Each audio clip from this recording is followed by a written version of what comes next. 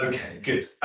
Right, it is a pleasure to welcome our speaker today, Shaul Haim from the University of Essex. Shaul is in the Department of Sociology and Criminology at Essex, but I think I'm right in saying might be tend to describe himself more as a historian, a cultural historian, who has written on aspects of the history of the human sciences, particularly the history of psychoanalysis and the British welfare state, and there's a book which has a lovely title called The Internalists, Psychoanalysis, Motherhood and the British Welfare State. And we were talking about the nanny state and so on a little bit in the pre-talk earlier on. And he's also worked on the history of trauma, including PTSD, and recently on what Shaul calls the internalization paradigm, and in particular had a project with the Independent Social Research Foundation called Revisiting the Internalization Paradigm, History, Emotion and Identity.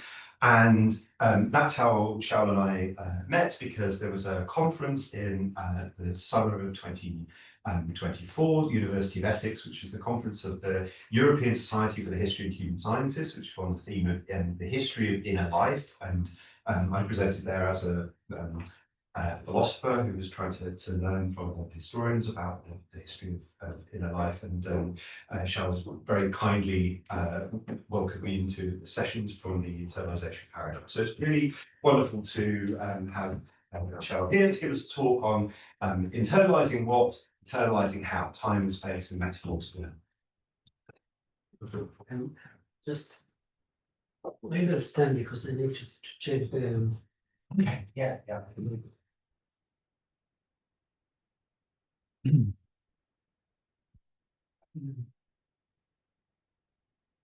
Okay, so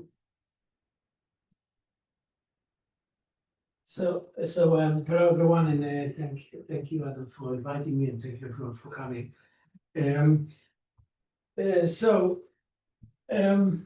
Yeah, I'll just start to read and take it from there. So today I'm going to talk about internalization, as you all know. We live in a world where we are constantly internalizing, but internalizing what, you may ask, and how? We will get to that. But let's think about how central the idea of internalization is to the way we think and the role it plays in our everyday language. Think, for example, how we may explain to ourselves that we are taking a diet because we internalize certain normative body images in social media. This is also why some of us are shaving some parts of their bodies and not other parts, and why the shaved body parts are highly gendered, namely because we internalized that some body hair in the armpit, for example, is a masculine thing, but not a feminine, just as an example. Or maybe we are going to the gym to shape our muscles in certain ways, or maybe all the above, and dressing up with clothes of certain colors. Again, we may be doing all that because we internalize certain ideal images of how we want our body to look like, and we are trying to achieve these ideals, sometimes against all odds. We are constantly internalizing consumer expectation. This is why we buy iPhone or Samsung or endless gadgets, or replacing appliances, even though the old ones are still good, or buying clothes that we don't need or that we are going to use maybe only once, if at all. But internalization goes both ways. It can lead some of us, for example, to consume less. Some of us internalized some anti-consumerist messages, and the idea that consumerism is, for instance, bad for the environment. So some of us will buy secondhand, or will try not to buy at all. We internalize social media, which makes us think in certain ways and act in certain ways. For example, as mentioned, some cultural forces will put us in the opposite direction of consumerism and will get us to reduce buying new products and going secondhand. But there are also other forms of internalization. For example, think of the anti-vaxxers. They may have internalized their own ecosystem in social media where they were fed with lies and spread lies about the threat of vaccinations. Or at least this is what so many people, like myself, think about anti-vaxxer. But they believe the contrary, right?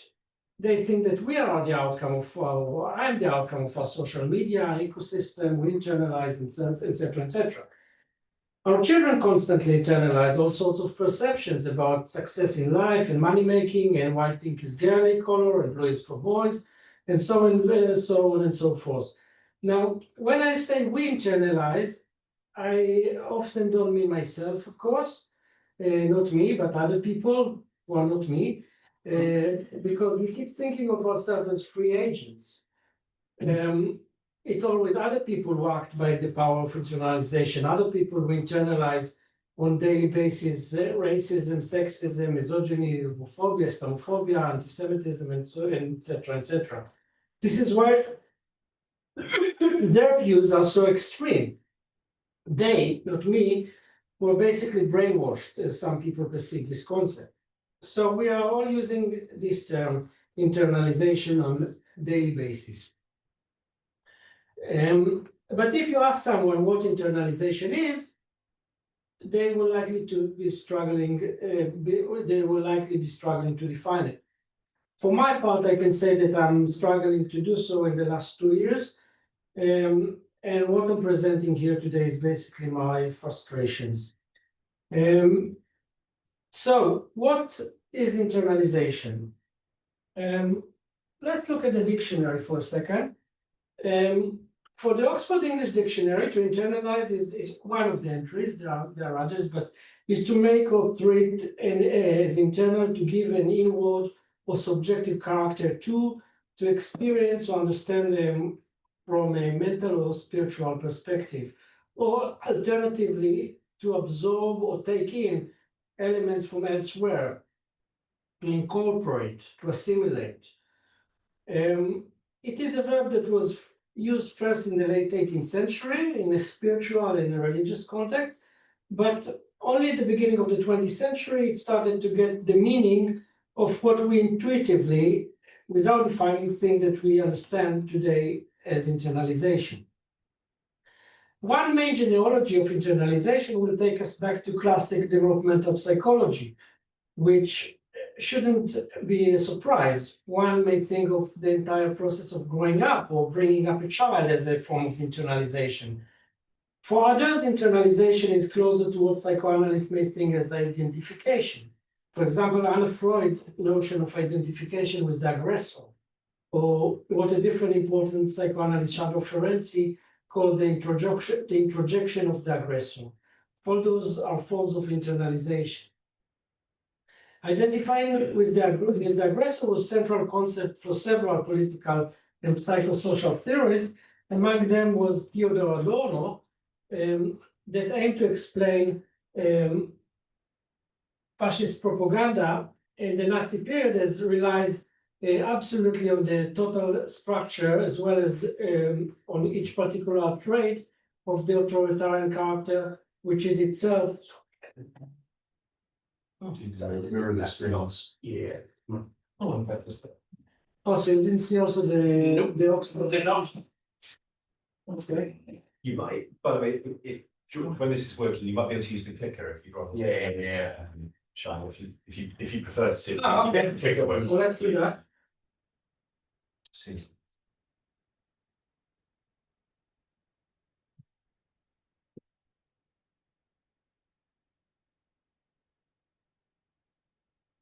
Yeah, okay, so this is And then this should be working, yeah. okay. Main footer here. So I'm just trying. Okay. Okay, so this is the Oxford dictionary. And Adorno was talking about fascist propaganda in Nazi period as relies absolutely on the total structure as well as on each other in each particular trait of the authoritarian character, which is itself the product of an internalization of the irrational aspects of modern society. And I'll come back to Adorno later. Indeed, psychoanalytic thinking assumes an internal world, one which is dominated by the unconscious and occupied by internal objects, what they call. But what exactly an internal object is, people, ideas, fantasies, or language itself, all that varied from one psychoanalytic school to another. But other psychologists use internalization in a very similar manner to psychoanalysts. For example, and he's known as maybe the major theorist of internalization of the early 20th century, the Soviet psychologist Lev Vygotsky theorized external social reality as being reconstructed in oneself from an early age, but not in the form of things, object, but as social and cultural dynamics. For him, the internalization describes how an interpersonal process is transformed into intrapersonal one. Every function in the child's cultural development appears twice, first on the social level and later on the individual level. First between people, interpsychological, and then inside the child, intrapsychological level. And some historians, and there are not many histories of the concept of internalization. One historian, at least the translation of Vygotsky in 1978 to English as a turning point in turning internalization to become such an important concept in English, right? Thus, internalization is being used very differently by different scholars, which may be one of the reasons why it is a concept that may explain too much and sometimes provide us with easy but inaccurate answers for explaining psychosocial realities. Sociologists will talk about socialization, but isn't it very similar to the way we think of internalization, or simply of this mysterious process of growing up? Emil Durkheim, for example, described education as a, quote, methodological socialization of the young generation. Is it not another way to talk about internalizing? Sociologists may define internalization as one element of socialization, but also as form of persuasion, namely what sociologist Amitai Etzioni called, I quote, the non-rational process through which adult preferences are changed.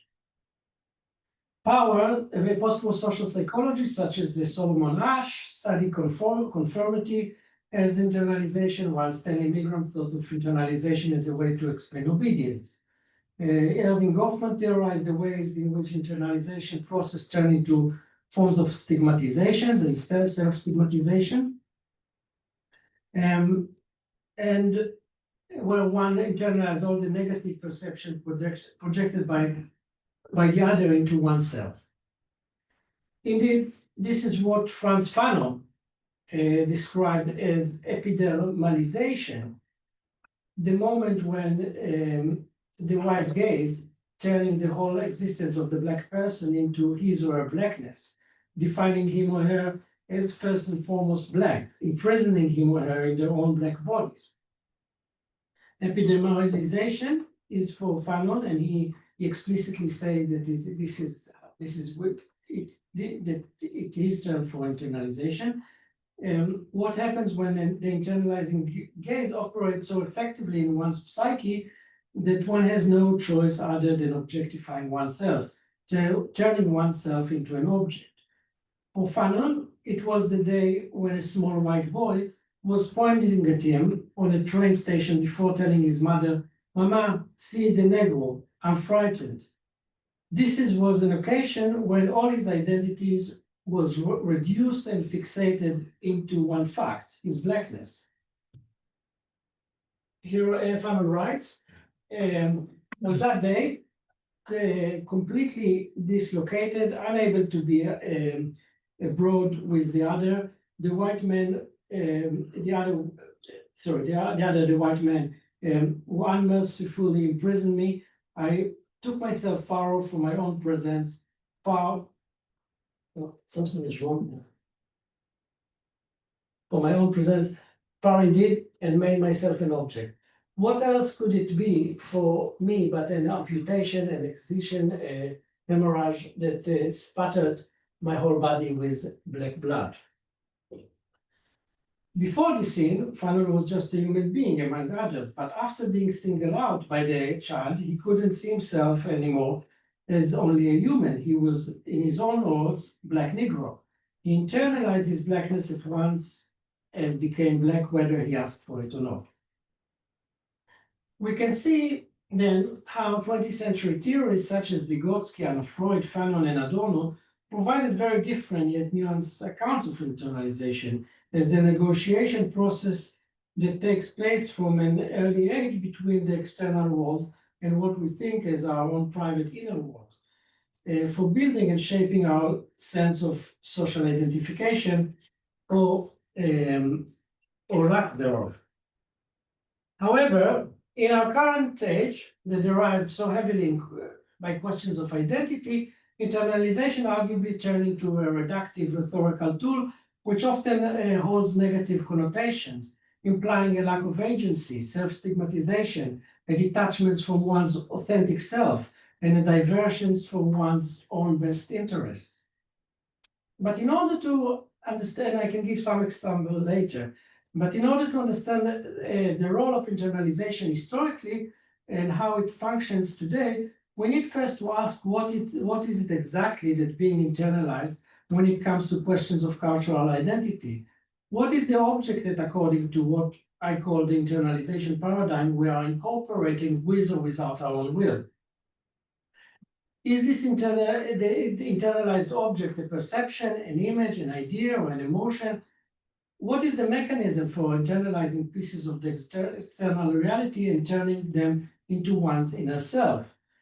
I'm particularly interested in exploring how this is kind of my general motivation. I'm not going necessarily to talk about all that today, but I'm particularly interested in explaining how the notion of internalization can serve ideological political opponents within certain communities as a divisive rhetorical tool. One used to accuse each other of self-betrayal by claiming that the other has internalized common adversary values or worldview. Indeed, some conventions guided by forms of identity politics tend to frame self-positivity towards one's cultural background as more authentic, and any self-negativity is considered as internalized and therefore inauthentic. And I'm thinking here, for example, about accusation within minority groups, for example, within gay culture, about someone can be accused as a self-homophobe, or within the Jewish community, which I was writing a bit about this notion of Jewish self-hatred, which is kind of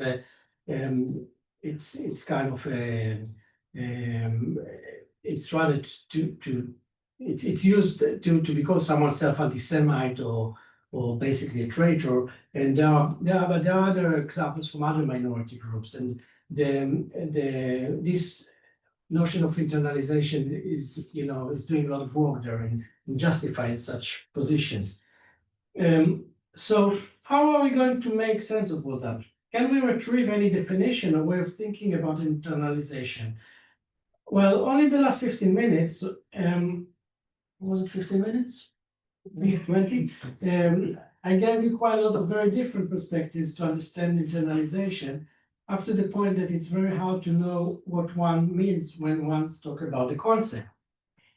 So in what follow, I would like to take a different approach to the mapping of different forms of internalization, one which isn't related to a certain academic discipline, but to different historical contexts of what people understood in the past as inner life and how we perceive it now. Indeed, I would argue that first we need to acknowledge that internalization is a discourse which assumes the existence of inner world, and this is far from being obvious. We think of ourselves and of our bodies as containers of a whole emotional and cognitive world, which is entirely ours, until indeed it is our private world. These inner spaces where internalization as a metaphor can take place. But there is a disagreement between different disciplines and different thinkers about the level of visibility and accessibility of other people and of ourselves into one's inner world. What do we know about what's going on inside us, so to speak? Psychoanalysis would assume that much of us is inaccessible to ourselves, and much of it is unconscious. Some brain scientists, on the other hand, today will say that the material of the brain that is now more accessible to them, to us all, so the argument goes, provide us with information about who we are, which we didn't have before. The inner space, in this case, is very literal. It is the brain which we cannot see by looking at one face, but MRI technology can, for example, can do. But what really MRI can see? Does it really make metaphors of inner life unnecessary? So let's try to think of this question for a moment with an episode about the famous surrealist painter Salvador Dali and his failed meeting with Sigmund Freud in 1938 in London, just a few months before Freud died. And he was a great admirer of Freud. He wanted to meet him for many years, and it didn't go that well. He came to London just before he died, and he brought this picture, this painting, this very famous painting, Metamorphosis of Narcissus. But unfortunately, Freud was not too impressed. Apparently, he said to Dali, and I actually quoting Dali saying, in classic paintings, I look for the unconscious, but in your paintings, I look for the conscious. This is interesting because Dali indeed was hoping that his paintings, and there is a whole tradition in the history of surrealism about it, will be a reflection of an inner invisible world, the unconscious. He saw that he can paint it. For Freud, the unconscious could not be painted simply and precisely because it is unconscious. Of course, paintings and the arts in general are full of unconscious details, traces, and symptoms, as he would put it. But paradoxically, once one tries to paint the psychological unknown, one is expected to fail, by definition. And this, according to Freud, is what happens in Dali's paintings. Following this unsuccessful meeting, Dali painted a portrait of Freud himself, and the inspiration for this painting of Freud's head, he said, came to him while eating snails in a restaurant in France. Dali writes, I uttered a loud cry. I had just that instant discovered the morphological secret of Freud. Freud's cranium is a snail. His brain is in the form of a spiral to be extracted with a needle. So if we look at Freud's brain as Dali portrayed it, we can see how again how Dali thinks of the inner world in a very literal way, now trying to think how Freud's brain really looks like. And like in his previous painting, you really think he made it.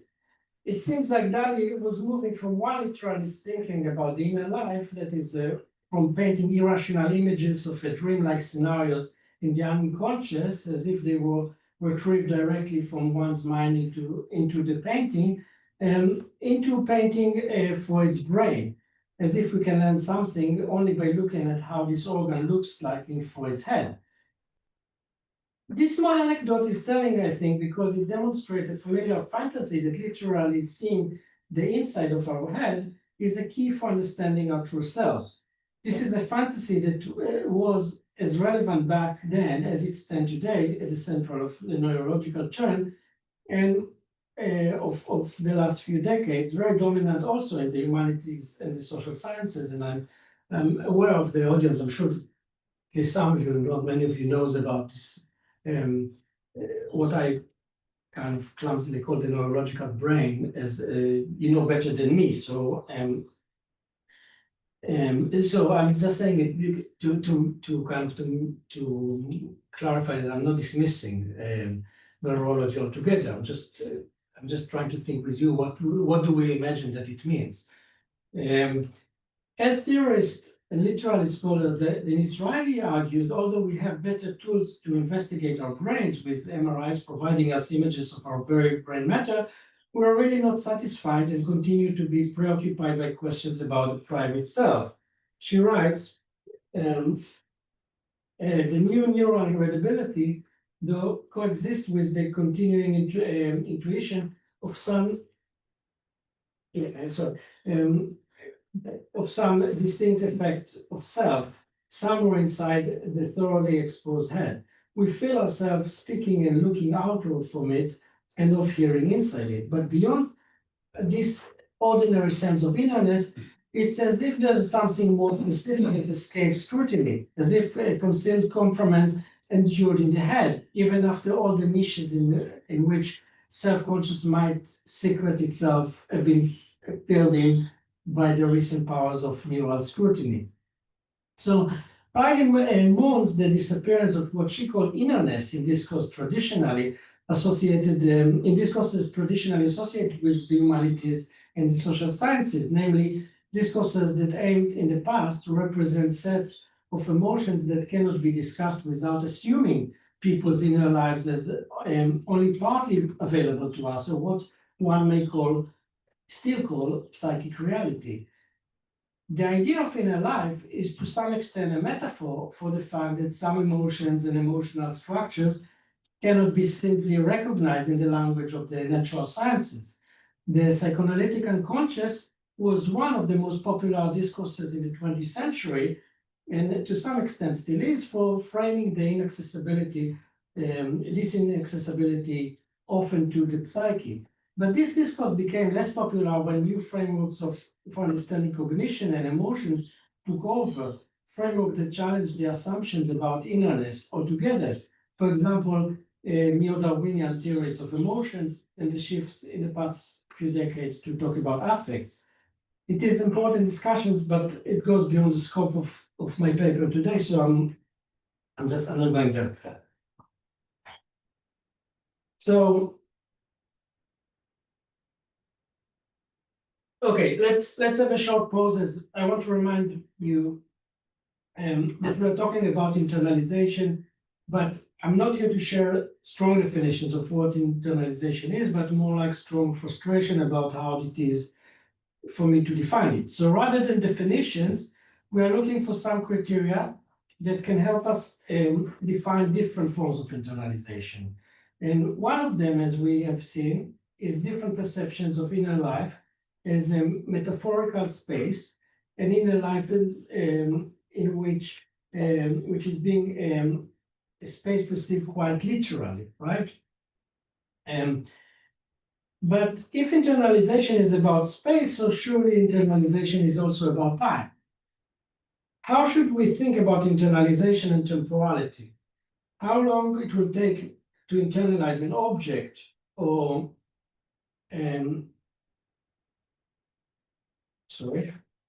idea or an image or a body image, and in what pace? I think it may be a crucial element in the understanding of how forms of internalization differ from one another. So let's think, for example, about trauma as a form of internalization. Trauma is defined by the Oxford English Dictionary as a psychic injury, which was caused by emotional shock, the memory of which is repressed and remains unhealed. But what is this emotional shock? There is almost a consensus among professionals throughout the 20th century that trauma is the outcome of traumatic event. But there is no agreement on whether the event is a cause for the trauma and traumatic symptoms, or whether it is only a trigger. What I mean by that is earlier theories of trauma, including the Freudian ones, insisted that while a traumatic event is necessary for triggering a mental collapse, it is a weaker mental predisposition that makes some people rather than others to be more vulnerable to suffer from trauma in the first place. However, since the 1980s, with the emergence of post-traumatic stress disorder, PTSD, as the main category of trauma, this way of thinking about the traumatic has shifted. Traumatic events were initially defined in the DSM-3 of 1980, which was the first one to include what we know as PTSD, as an event which is, and I quote, event which is outside the range of usual human experience. Outside the range of usual human experience. And they are quoting some examples, which are combat, rape, bombing, torture, and death camps, right? So you can see that initially the bar was very high of what traumatic event is. But now it was argued that each survivor of such event is likely to suffer from trauma regardless of their mental disposition and medical history. The definition of what a traumatic event could be was dramatically expanded in the 1990s and 2000, up to the point that some critics suggested that talking about trauma as a diagnosis and self-diagnosis became almost meaningless.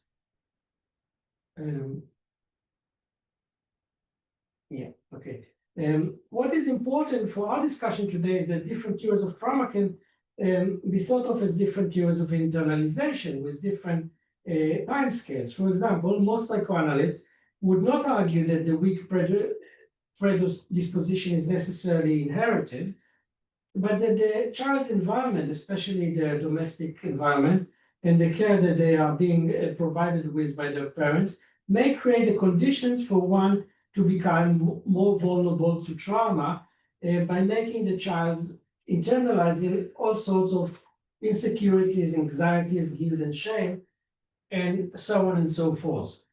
If we think of psychological, cognitive development, education, and socialization as a form of internalization, we should remember that this is a model of internalization that may take years and years to take place. Take, for example, Donald Winnicott's, the psychoanalyst Good Enough Mother, which I'm sure many of you heard of. The good enough mother is not good or not good enough in one occasion of parenting, but over a long time in different phases of her child or children while they are growing up. In fact, the child will have to learn that the mother is allowed occasionally to fail in her maternal duties and to still be counted as a good enough mother. And also the opposite is true. A neglecting parent will be castigated as such only after long periods of clear neglection, and normally not because of one or even a period of performing unhelpful behavior as a parent, right? But beyond the assessment of good or bad parenting, which is often very moralistic, we're talking about the huge impact of absorbing, indeed internalizing a whole set of values and structural feelings from the parents and making them one's own. And this takes years and years. I want to illustrate this claim by a case study from the film The White Ribbon, and now we are getting there, from 2009, made by the Austrian director Michael Haneke. This is a story of a small town in North Germany on the eve of the First World War, a village which was practically being ruled by for a very long time by a few dominant male figures, especially the local baron, which is the main employer, the village pastor, which you've just met, and in a different way, the local doctor. The story is being told retrospectively after many years by the person who was at the time a local young teacher before leaving for good, and who who present to the viewer the chronology of several unexplained malicious violent assaults against the village doctor, a boy with a Down syndrome, and another boy who is the baron's son, among other events of cruelty. And this series of events destabilized the highly patriarchal, repressive social order in the village in a way that served as a precursor to the First World War, which arguably destroyed the old order altogether. But Haneke is not shying away from saying quite loudly that even though the old order has changed dramatically, he is aiming to reveal the seed, so to speak, for the Nazi movement and Nazi society, which will take place 30 years later. The title of the film, The White Ribbon, refers to the practice imposed by the pastor to punish his elder son and daughter after they disappear for long hours without informing anyone. After sending the entire family to bed without dinner to reflect on the children's bad behavior, the father beats the two children with a cane the following day in front of their other siblings and fastens a white ribbon to their shoulders until further notice, a visible sign of shame meant to remind them how to behave. That's the context for the scene that we've just seen, that I showed you, where the child, after a few months, the boy is still carrying the white ribbon on his arm, being called to his father's office to be questioned about the different kinds of sins, right? So the child sin is his masturbation, and the punishment will be for him to be tied up to his bed while he's asleep for all the obvious reasons. Now, we have several events that can be traumatic for a child and can be internalized deep shame about his sexuality and selfhood more generally for the rest of his life. There is this ongoing demand for him to go with this shameful white ribbon, but also the discussion with his father with still guilt and fear in his son for the latter's discovery that his body can be a source of pleasure. The time of the child at night then is a form of frustration. All that may form the way in which this child is being socialized, making the rule of the father his own and developing his sexual awakening to become a source of shame.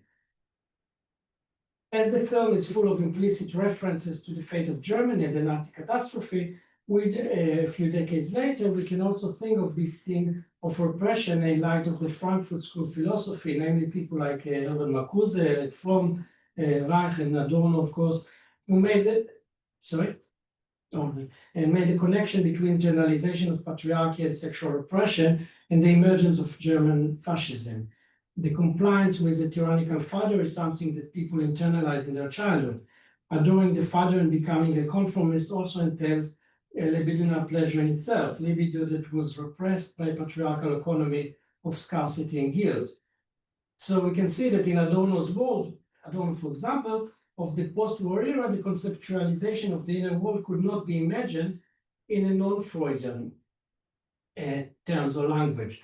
The locus of internalization is the superego, the psychic side, where he calls the homo economicus, the psychic side where what he calls the homo economicus needs to negotiate a modern homo psychologicus.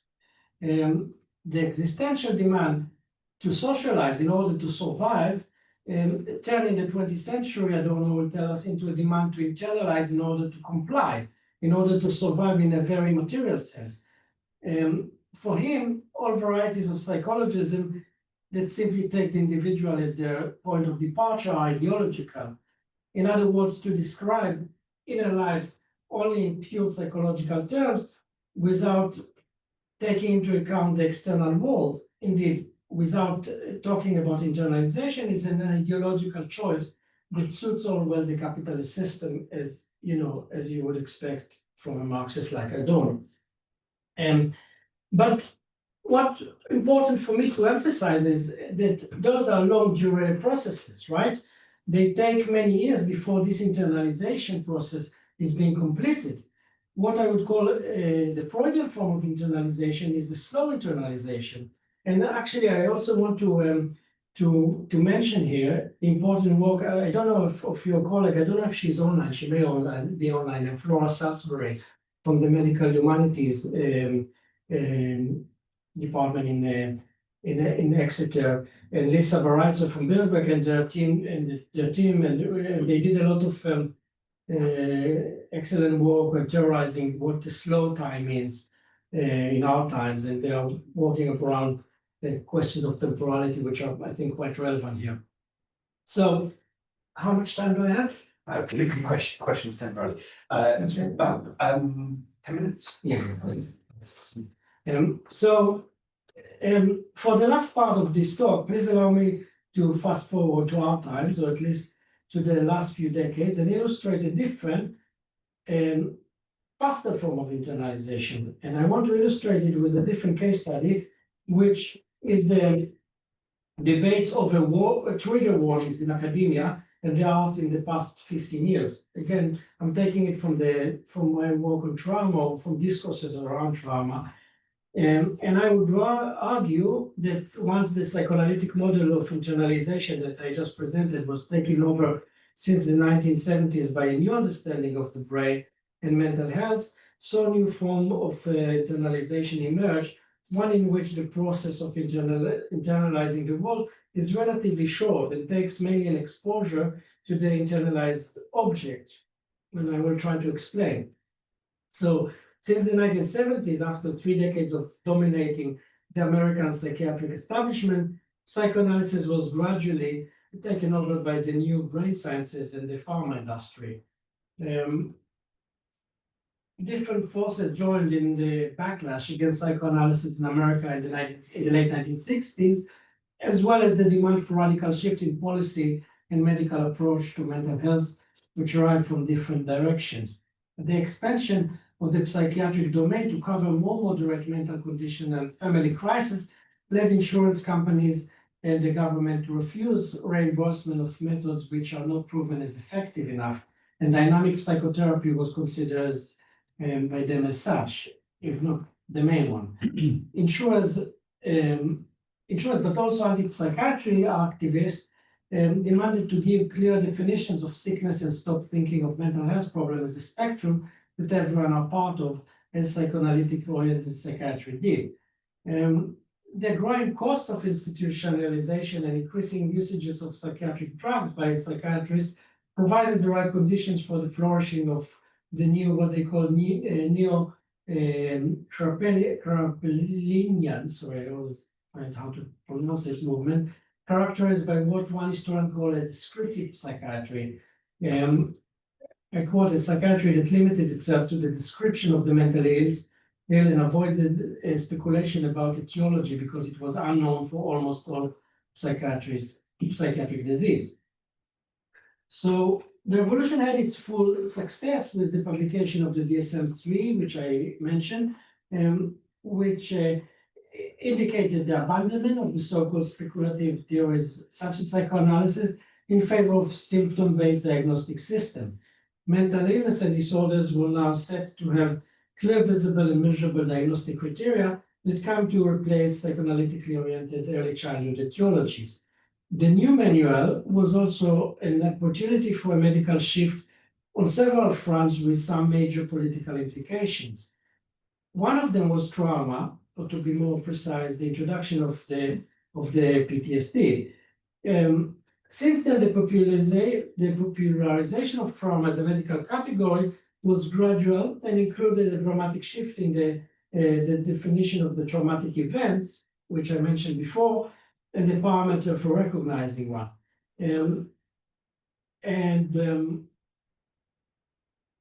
As I mentioned, the DSM-3 defined the traumatic event as what outside the range of usual human experience, evoking significant symptoms of distress in almost anyone. So we are all vulnerable to that. It was in the DSM-4 of 1994 that the authority to decide what traumatic event was handed over to the victims of the event themselves. Or to put it more bluntly, everyone could decide that an event was experienced by them as traumatic, and thus attribute a wide range of psychosomatic symptoms to be triggered by that specific event. The discourse around trauma shifted to some specific symptoms, and especially to victims' flashbacks. It was mainly the idea that flashbacks, always involuntary by definition, can be triggered by sensory reminiscence of the traumatic event. So this idea gained popularity in public domains and popular culture. PTSD was not only perceived as a threat for everyone. Every difficult event for any individual could be now considered potentially traumatic, but the idea that some public spaces or digital spaces should be safer from traumatic triggers gain ground. Under this model, the focus was on flashback, when they can be triggered by the exposure of the traumatized subject to a sensory recollection from the original traumatic events, traumatic reminiscence that was stored in the traumatized body. Therefore, we can see how under models of trauma that highlights concept of reenactment and the literality of the flashback, it is now the trigger itself that very often turns into the survivor's real terror. So people started to be afraid of the trigger rather than the event. The usage of 3 minutes? Yeah, okay.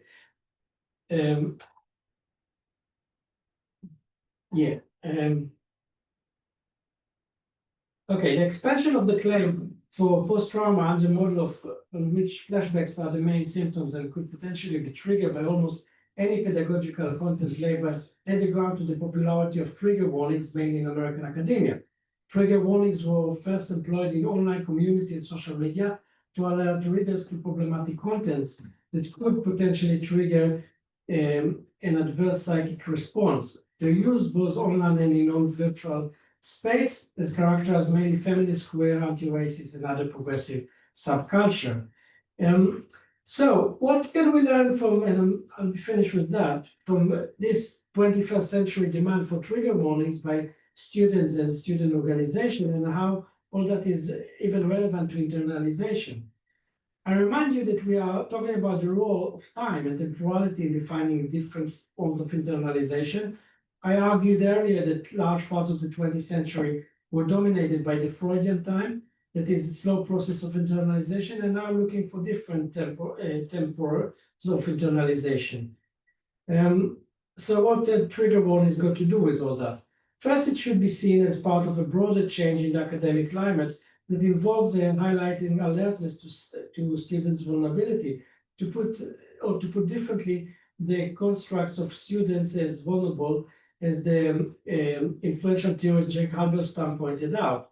In an article from 2017, Halberstam tells an anecdote about teaching a course on the Holocaust where students were appalled and shocked on the first day of class when I showed them clips from Helen René's classic 1955 film Night and Fog. They knew all too familiar images of bodies being shoveled into shallow grave, of models of rotting and emaciated flesh, was one more than some of students in the class wanted to see, and they left the room. Halberstam explained the objection to provide trigger warnings by their belief that those warnings require a projection of the student as a fragile organism with no intellectual immune system and a minefield of a psyche that may explode into pieces at any moment. For Halberstam, while in the past we turned to Freud's mystic writing pin to think of memory as a palimpsest bearing material under layers of inscription, now we see memory as a live wire sitting in the psyche waiting for sparks. And you refer here to Freud's essay on a note upon the mystic writing pin, in which he compared the conscious and unconscious to writing device that was popular at the time and still exists today. And the classic writing probe has two layers, the lower one made of soft wax, and the upper one a thin sheet of celluloid on which writing is done. What is written with the stylus on the celluloid can be instantly erased by lifting the top layer, yet the impression remains on the almost invisible wax, just as memories are stored in the unconscious. And so if I'm translating the language of internalization, Halberstam suggesting that today it is not only that the inner space, if quite shallow, our memories, and indeed some troubling memories are always on the surface of our conscience, but also that the time that it takes for us to internalize a message from external world and the time that it takes to that message to trigger us to react is very short. An exposure to a disturbing image can trigger a post-traumatic reaction quite instantly, but it can be also traumatizing in itself. Internalization is not anymore only a description of the psychosocial concept, but it also a threat to a vulnerable subject. In other words, we internalize very deeply the idea of internalization, and we are constantly struggling to serve as a gatekeeper to our own innerness, to make sure that we are internalizing the things that we want to, and to protect ourselves from what we perceive as a toxic content, materials, objects, images, and ideas that we refuse to make part of our own. But is internalization really a good description for much of our psychosocial lives? And do we really have any control over all that? Namely, monitoring what comes in and what stays, so to speak? I will leave this as an open question for now. Okay.